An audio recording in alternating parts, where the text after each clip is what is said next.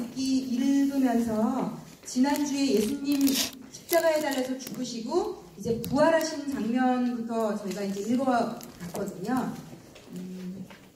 그래서 그 부분을 좀 짚고 나서 사도행전으로 넘어가 볼게요. 예수님께서 십자가에 달리시는 날이 금요일이었고 새벽쯤에 체포되셔서 대제사장 집에 갔다가 빌라도에게 갔다가 이제 9시에 십자가에 달리십니다. 그래서 6시간 동안 십자가에 달려 계시다가 오후 3시에 숨지셨다고 되어 있고, 그리고 이제 예수님께서 돌아가시고 나서 예수님 시체를 얻어다가 무덤에다가 넣습니다. 그러니까 금요일에 이제 무덤에 들어가신 거고요. 성경에 보면 예수님의 무덤에 토요일에 갔다는 얘기가 없고요. 일요일에 예수님 무덤을 갑니다. 그 이유가 있거든요. 그게 왜 그러냐면 지금은 저희가 주일이라고 일요일을 예배드리는 날로 지키고 있는데 당시 예수님 오셨던 때는 안식일을 지켜라가 안식일이 토요일입니다. 그래서 안식일 교인들은 지금도 토요일에 예배를 드립니다. 그래서 그때 당시는 토요일이 안식일이고 토요일에는 아무것도 하면 안 됩니다. 그래서 담임 목사님이 이번 주에도 얘기하셨지만 땀 나면 안 되고 아무 일도 하면 안 되고, 그래서 이 여자들이 너무 예수님 무덤에 가서 향품도 발라드리고 일을 하고 싶은데 안식일에는 일을 할 수 없습니다. 그래서 아마 정말 예수님 무덤에 가고 싶었지만 토요일은 참았던 것 같아요. 그리고 이들이 얼마나 참았는지를 알 수 있냐면 성경에 안식 후 첫날 좀 찾아볼게요. 요한복음 20장 한번 보겠습니다.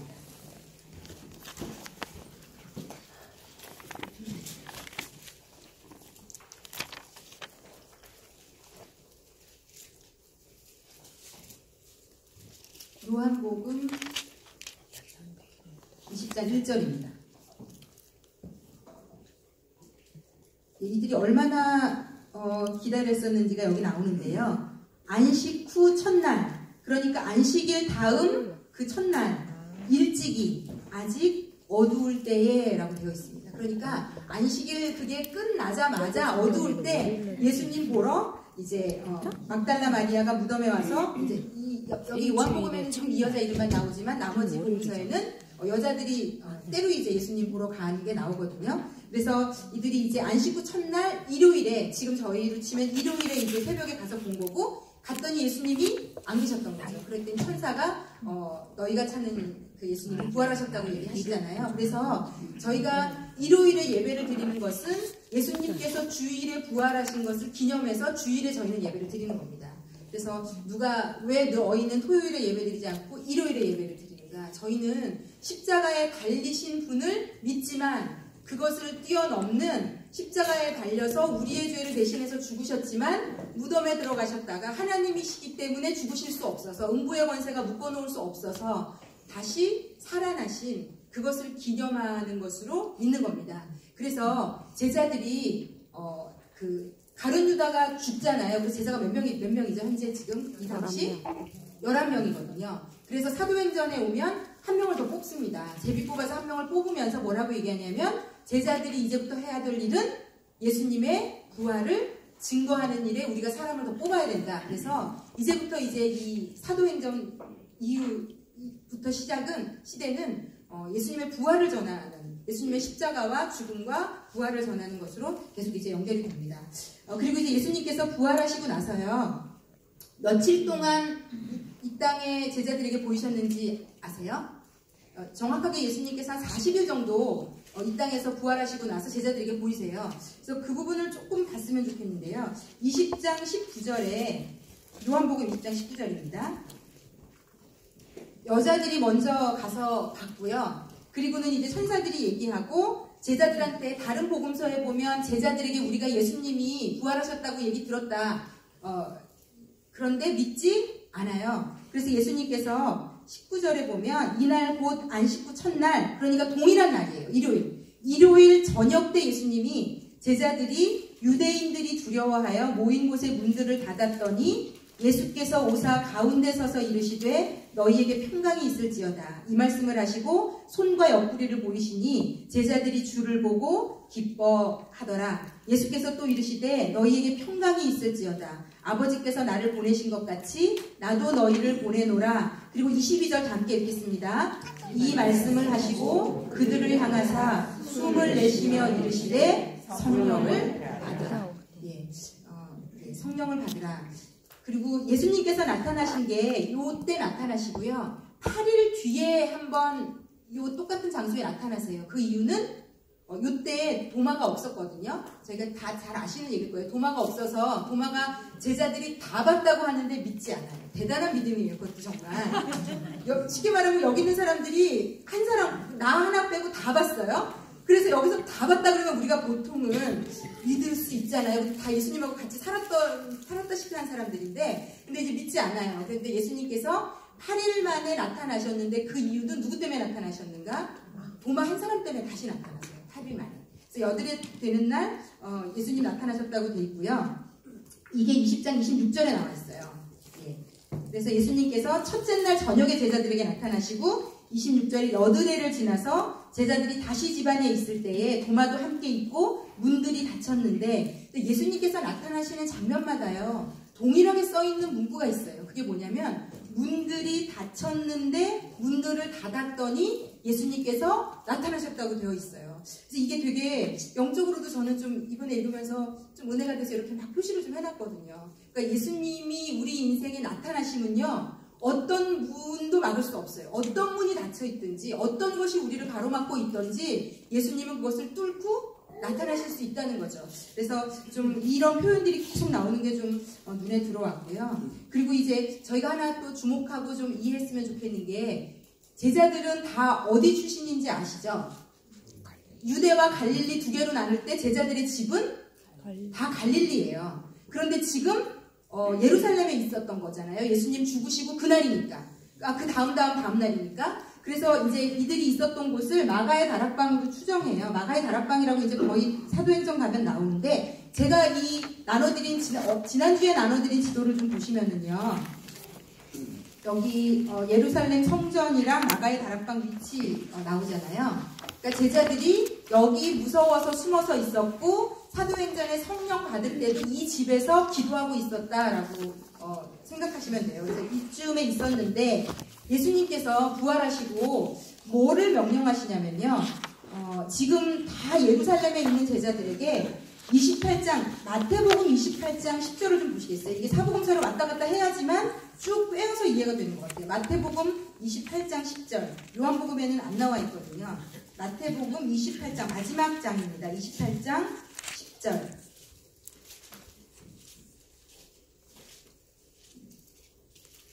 (28장 10절에) 예수께서 무서워하지 말라고 얘기하시면서 내 형제들에게 갈릴리로 가라 하라. 거기서 나를 보리라 하시니라. 그래서 예수님이 부활하시고 제자들에게 보여주시고 8일 뒤에 도마에게 보여주시고 어디로 예수님이 이제 제자들을 만나러 가시냐면 갈릴리로 가시고 제자들도 갈릴리로 다 가 있어요. 그래서 왜 여러분 요한복음에 그 베드로가 예수님한테 예수님 제가 주를 사랑하는 줄 아시나이다 세 번 고백한 장소는 갈릴리예요. 예수님이 가라고 했기 때문에 간 거예요. 제자들이 어찌되었건 가서 예수님 부활하신 거 만났지만 뭘 해야 될지도 모르고 근데 예수님이 성령을 받으라까지만 말씀하시고요. 아무런 다음 메시지를 주시지 않았어요. 뭘 해야 될지 어떻게 살아야 될지 아무 얘기도 안 하시고 그냥 갈릴리로 가라. 그랬더니 이분들은 먹고 살아야 되고 했던 것이 어부니까 고기를 잡고 있었던 것 같고 고기를 잡고 있을 때 예수님이 나타나셔서 이제 베드로에게 3번이나 사랑 고백을 하게 하시고 이렇게 진행이 됩니다. 그리고 예수님께서 이제 사도행전을 이제 넘어가시면요. 왜냐면 사도행전 첫 1장이 맞물려져 있습니다. 잠깐만요. 제가 누가복음 24장 50절 먼저 찾아볼게요. 예수님 승천하시는 대목하고 사도행전으로 넘어가 볼게요. 누가복음 24장 50절.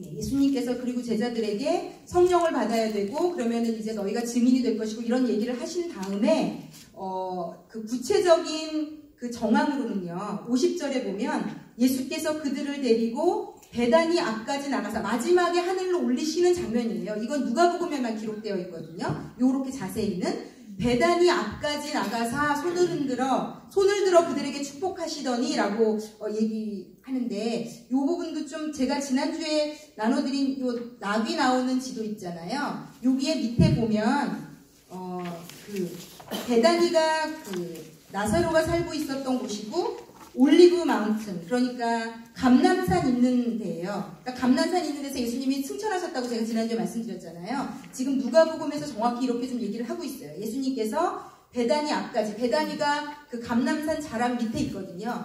그 베다니 그 감람산 있는 데서 아마 예수님께서 손을 들어 축복하시고 그들을 떠나 하늘로 올려지시니 라고 예수님께서 거기서 제자들에게 마지막으로 축복하시고 하늘로 올리신 것 같아요. 자, 그리고 나서 바로 연결되는 게 사도행전으로 좀 넘어가 보면 사도행전 1장에 이 부분을 그냥 그대로 연결이 좀 됩니다. 예수님께서 그 사도행전 3절에 보면은요. 사도행전 1장 3절을 제가 읽어볼게요. 그가 고난받으신 후에 또한 그들에게 확실한 많은 증거로 친히 살아계심을 나타내사 며칠 동안 보이셨다고 되어 있습니까?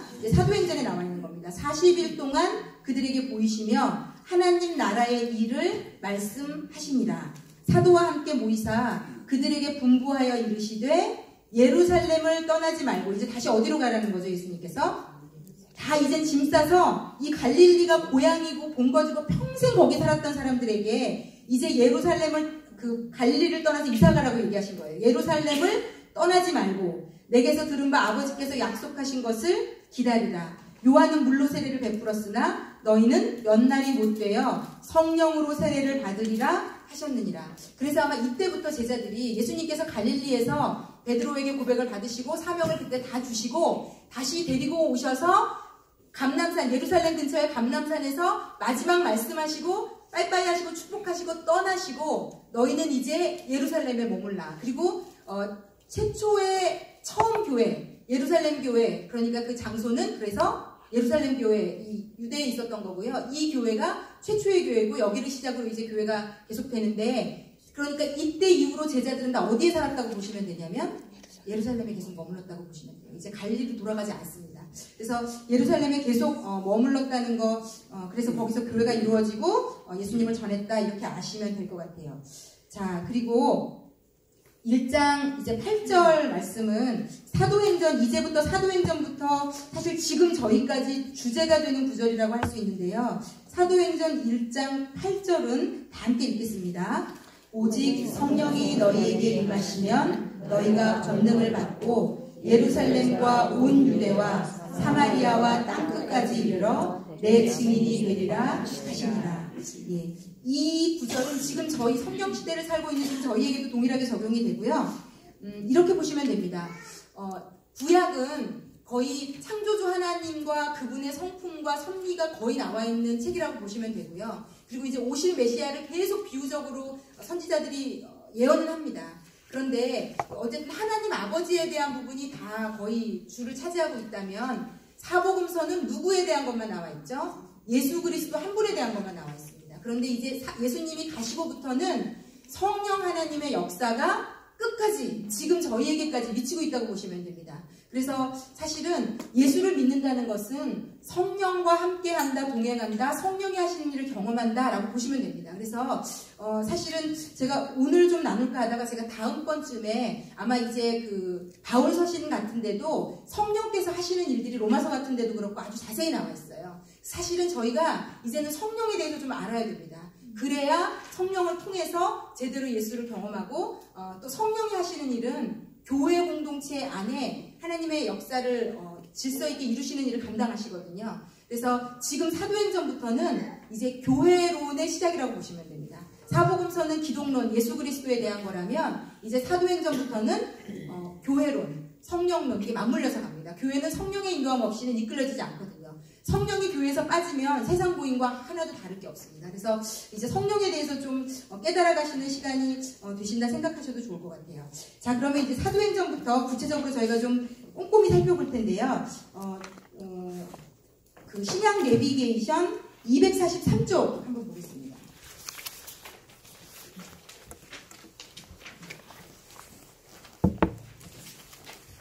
자, 신약 내비게이션 243쪽에 보면 이제부터 저희가 어떻게 무엇을 이뤄갈 것인지가 좀 자세히 나와 있거든요.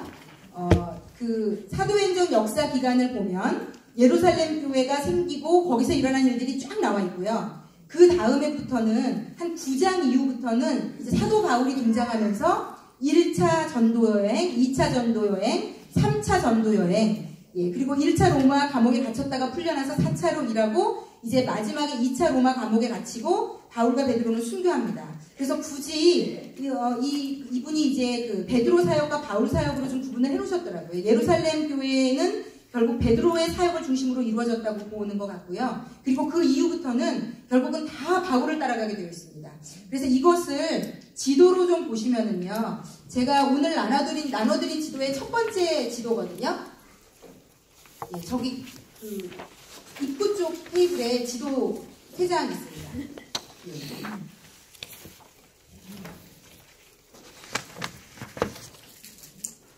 그래서 이제부터 한 2, 3주는요, 이 지도랑, 2, 3주가 아니군요. 거의 뭐 한 3, 4주는 이 지도랑 친해지시면 돼요.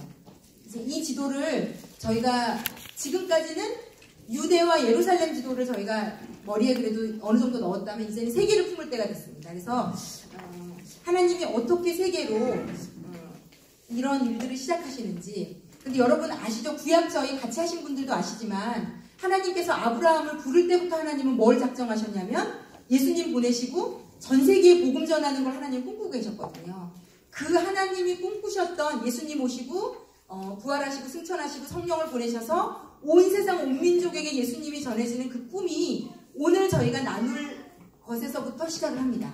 그래서 굉장히 역사적이고 좀 의미가 있는 일이고요. 이 지도에 보시면 제가 지도를 이 지도가 그 로마까지 나와 있어서 제가 이 지도를 굳이 실어드렸거든요. 위에 그 사도행전의 배경과 무대라고 되어 있잖아요.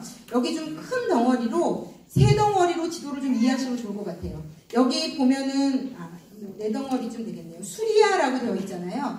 이게 시점적으로 예수님 돌아가신 언저리부터 이 로마가 지배하면서부터 이 예루살렘에 있는 이 지역 전체를 수리아라고 부르게 됐어요. 그래서 여러분이 이 예루살렘과 뭐 여기 그 유대가 있는 전체 지역을 로마에서는 수리아로 이해하고 부르고 있다 이렇게 생각하시면 될 것 같아요. 그래서 이 사도행전이 진행이 되면 수리아라고 여기 표시를 좀 하거든요. 그래서 이 안디옥 예루살렘 가이사랴 이 전체를 수리아라고 부른다고 생각하시면 되고요. 그 위로 올라가면 갑바도기아 본도라고 나오는 그 반쪽 측면과 요 아시아라고 되어 있는, 이제 제가 오늘 잠깐 이렇게 말씀드리고 계속 이제 줄을 더해 갈수록 짚어갈 건데요. 아시아라는, 소아시아라고 불러요. 주로 소아시아라고 부르는 곳에 에베소 교회가 생기고 막 이러거든요. 그래서 요 소아시아, 그리고 약간 바다를 끼고 건너편이 밑쪽은 아가야라고 보시면 되고 위는 마게도냐예요. 그래서 요 큰 굵직한 글씨는 좀 머리에 있으시면 좋을 것 같아요. 근데 계속 반복해 드릴 거니까 오늘 머리에 안 들어오신다고 걱정하지 마십시오. 하여튼 예루살렘이 있는 쪽을 수리아, 그리고 위에 갑바도기아 본도, 여기는 그렇게 막 외우시진 않아도 되는데요. 소아시아가 그 끝쪽에 있다는 거, 그리고 바다를 끼고 건너에 밑쪽은 아가야, 왜냐면 교회가 여기 다 생깁니다. 아가야, 그리고 위쪽은 마게도냐라고 보시면 되고, 또 하나 바다를 살짝 건너면 이제 로마가 나온다고 보시면 돼요. 그래서 요 4-5 덩어리 쪽에 당시에 알려져 있는 전 세계의 이제 사도 바울이 하나하나 짚어가면서 예수님을 전하게 될 거거든요. 이때 당시 일어났던 일들이 실로 너무 놀랍고 생생하고, 그래서 사도행전을 여러분이 좀 생생하게 읽으시라고 지도를 실어드렸고요. 제가 이 좀 칼라 있는 이 지도는요, 오늘부터 집에 가셔서는 성경을 읽을 때 이 지도를 펴놓고 읽으시면 돼요. 여기 이 지도를 제가 실어드린 이유는 1차 전도 여행, 2차 전도 여행하고 3차 전도 여행이 따로 되어 있어요. 그래서 여러분이 다음 주까지 1차 전도 여행과 2차 전도 여행 초입까지 읽어오실 거거든요. 제가 어디까지 읽어오시라고 말씀 이따 드릴 거예요. 그런데 이 지도가 어떻게 출발했고 다시 돌아왔다가 어떻게 출발했고 이게 색깔별로 다 자세히 나와 있어서 요 색깔을 그대로 따라가면서 성경이랑 같이 맞춰보시면 돼요.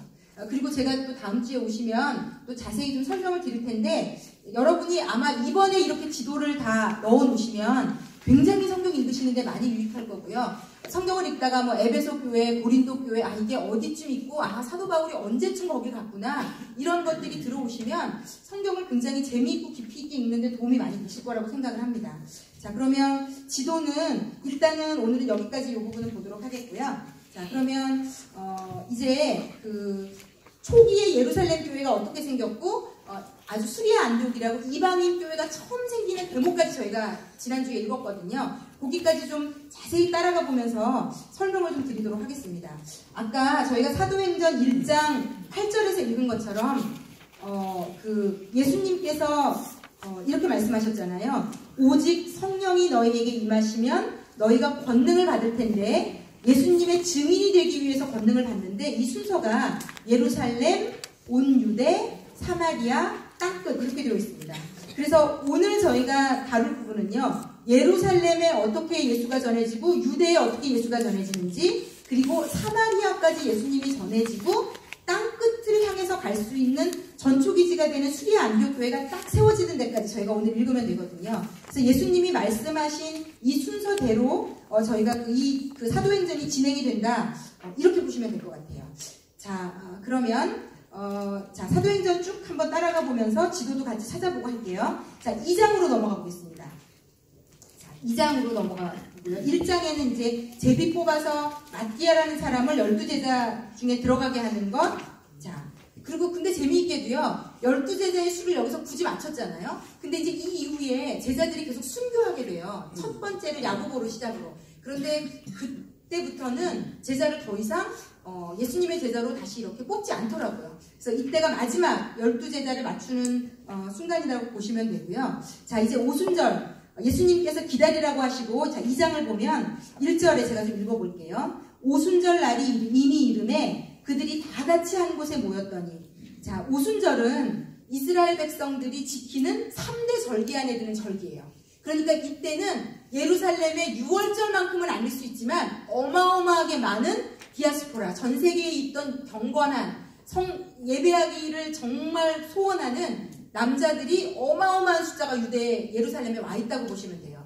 그러니까 하나님께서 일부러 그날을 잡으신 것 같아요. 오순절날 그때 예루살렘에 정말 많은 유대인들이 전 세계에서 돌아와서 있는 그때 이 오순절은 어떤 절기냐면요. 예수님이 하나님께서 출애굽 시킨 다음에 시내산에서 뭐 주시죠? 십계명 주시잖아요. 그때를 기념하는 절기입니다. 하나님이 우리에게 말씀 주신 날을 기념하는 절기예요. 그래서 이 오순절을 아주 크게 굉장히 중요하게 이 이스라엘 사람들은 지키고 있었는데 그 날에 그들이 다 같이 한 곳에 모여서 기도하고 있었는데 호련히 하늘로부터 급하고 강한 바람 같은 소리가 있어 그들이 앉은 온 집에 가득하며 마치 불의 혀처럼 갈라지는 것들이 그들에게 보여 각 사람 위에 하나씩 임하여 있더니 그들이 다 성령의 충만함을 받고 성령이 말하게 하심을 따라 다른 언어들로 말하기를 시작하니라. 이게 이제 지금으로 말하면 우리로 말하면 방언이라고 볼 수 있는데 이제 그때 5절에 나와 있어요. 그때 경건한 유대인들이 천하 각국으로부터 와서 예루살렘에 머물러 있더니 이 소리가 나매 큰 무리가 모여 각각 자기의 방언으로 자기 나라의 말로 제자들이 말하는 것을 듣고 소동하여 다 놀라 신기하게 여겨 이르되 보라 이 말하는 사람들이 다 갈릴리 사람이 아니냐.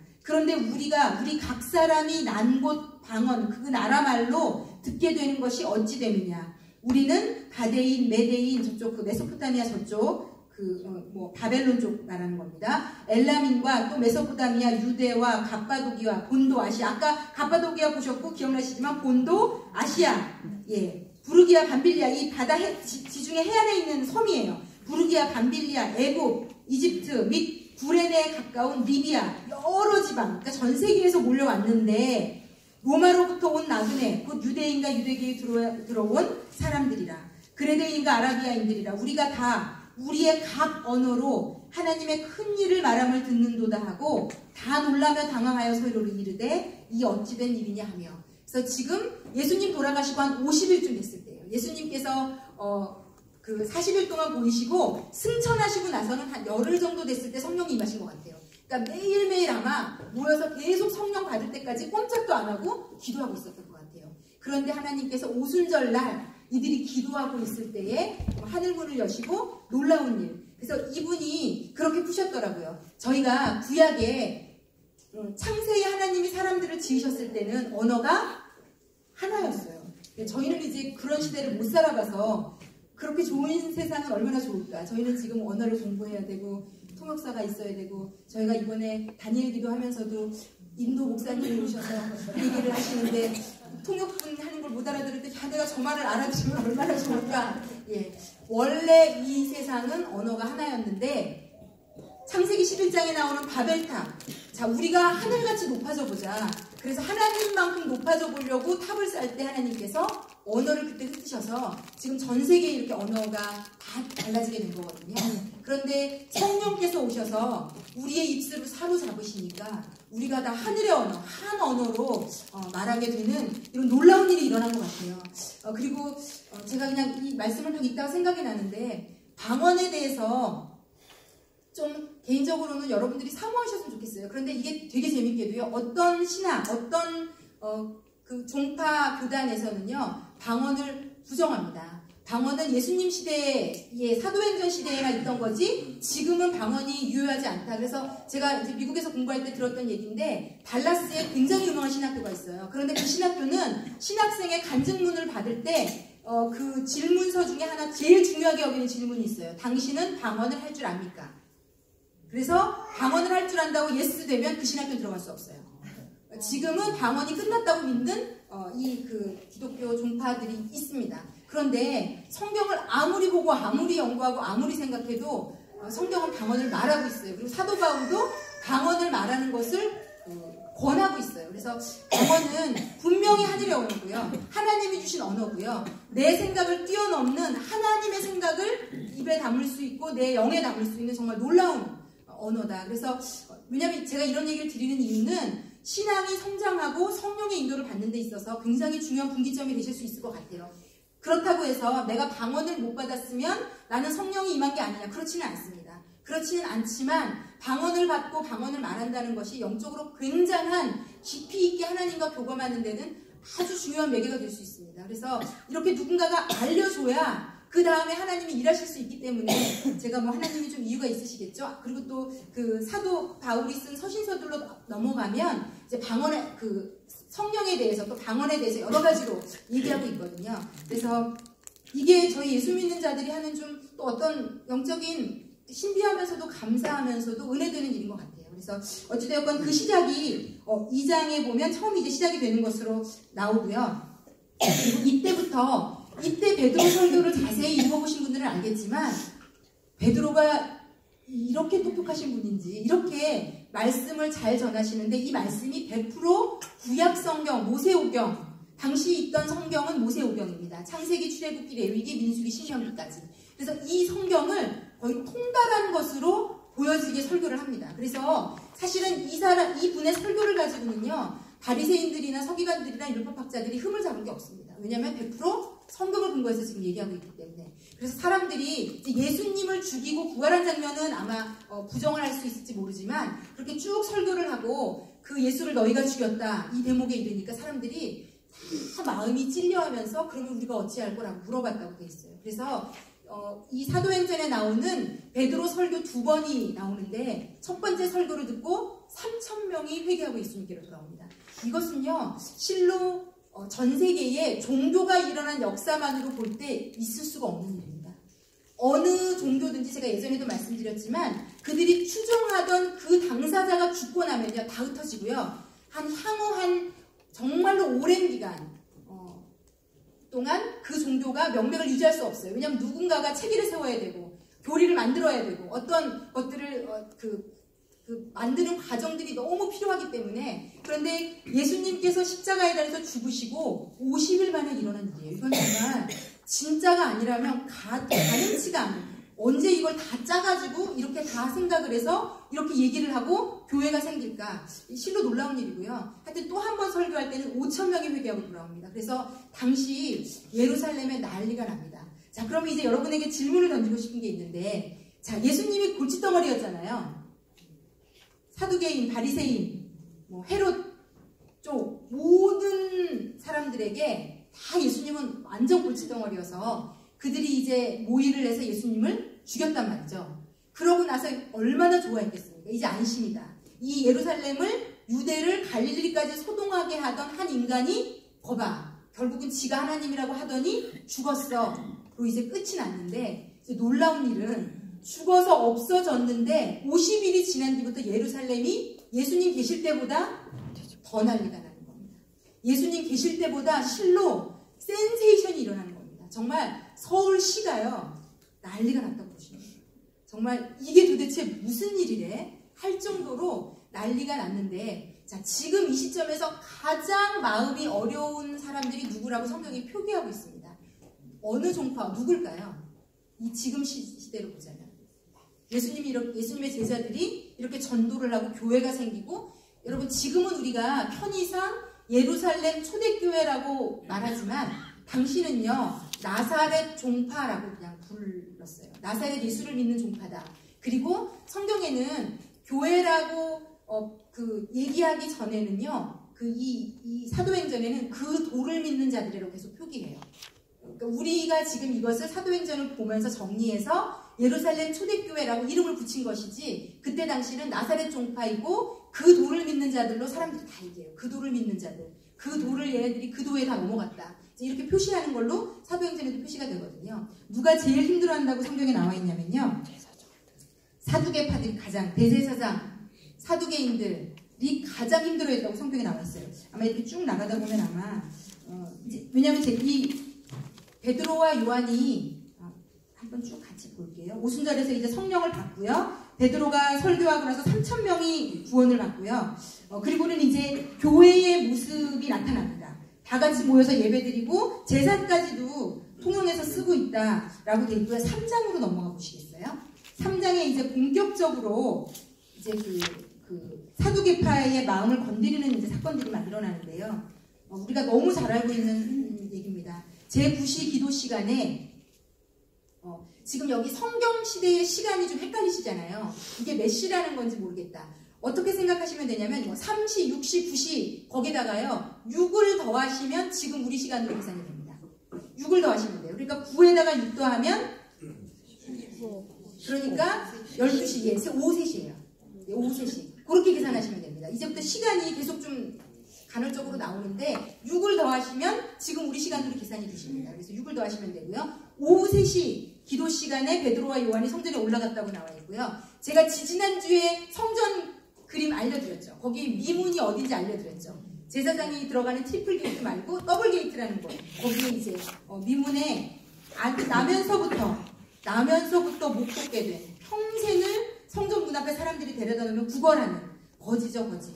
미문이라는 성전문에 두는 자라. 그가 베드로와 요한이 성전에 들어가려 함을 보고 구걸하거늘 베드로가 요한과 더불어 주목하여 이르되 우리를 보라. 그래서 6절에 보면 우리가 다 함께 6절 읽겠습니다. 베드로가 이르되 은과 금은 내게 없거니와 내게 있는 이것을 내게 주노니 나사렛 예수 그리스도의 이름으로 일어나 걸으라. 예. 그래서 첫 제자들이 일으키는 놀라운 이적이 오른손을 잡아 일으키니 발과 발목이 곧 힘을 얻고 뛰어서서 걸으며, 이 안진뱅이가 얼마나 좋았을까요? 뛰어서서 걸으며 그들과 함께 성전으로 들어가면서 걷기도 하고 뛰기도 하고 하나님을 찬송하니 모든 백성이 그 걷는 것과 하나님을 찬송함을 보고 그가 본래 성전 미문에 앉아 성전에 매번 올라가던 이스라엘 사람들은 다 아는 거죠. 구걸하던 사람인 줄 알고 그에게 일어난 일로 인하여 심히 놀랍게 여기며 논란이라. 예, 그래서 여기 11절에도 보면은요, 여기 성전 안에 그 이름이 하나 나옵니다. 뭐가 나오죠? 솔로몬의 행각. 예, 2주 전에 성전 지도 보신 분들 혹시 기억나세요? 예, 4면 중에 3면을 헤롯이 다 증축했는데 오른편에 있는 한 곳은 증축을 못한 게 솔로몬의 행각이에요. 왜 증축 못했다고 말씀드렸죠?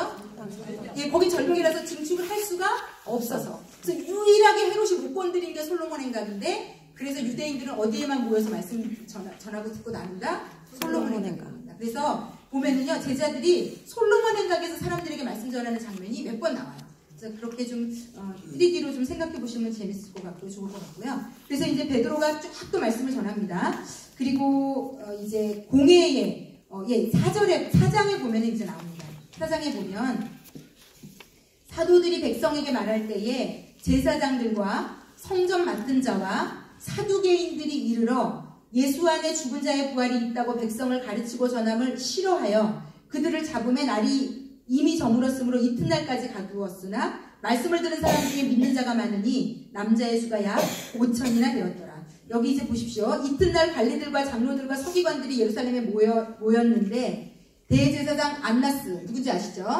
그 해의 대제사장은 가야바인데 가야바의 자녀입니다. 안나스와 가야바와 요한과 알렉산더와 및 대제사장의 문중이 다 참여하여, 그러니까 지금 제자들이 소동을 일으키는데 가장 민감하게 반응하고 열받고 논의를 하는 사람들은 사두개파들이다라고 보시면 됩니다. 그래서 결국은 이제 이들이 제자들을 예수 이름으로 아무 말도 하지 말라고 그들을 위협하게 되고요. 베드로와 요한이 여기 13절에도 재미있어요.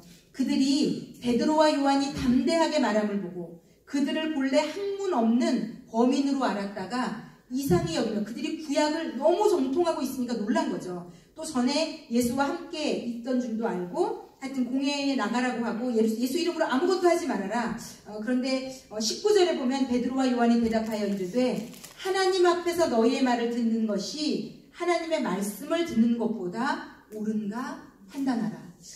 제가 이 베드로와 요한의 모습이 실로 너무 놀랍지 않으세요? 바로 50 며칠 전까지만 해도 무서워서 도망갔던 사람들이에요. 예수님 제자라는 것을 부인했던 사람들이에요.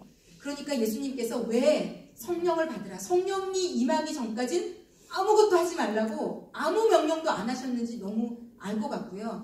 이런 과정들을 볼 때 저희에게도 용기가 생기는 것 같아요. 저희가 예수를 증거하고 예수를 전하고, 어제도 그 북한에서 어제 정말 좀 이렇게 영혼 밑바닥부터 좀 마음이 아프면서 막 기도가 나오더라고요. 지금도 북한 땅에서 순교자의 피가 뿌려지고 있거든요. 이제 스데반 순교하는 장면이 이제 이 다음에 같이 나올 텐데, 스데반이라는 최초의 순교자를 통해서 놀라운 일들이 일어납니다.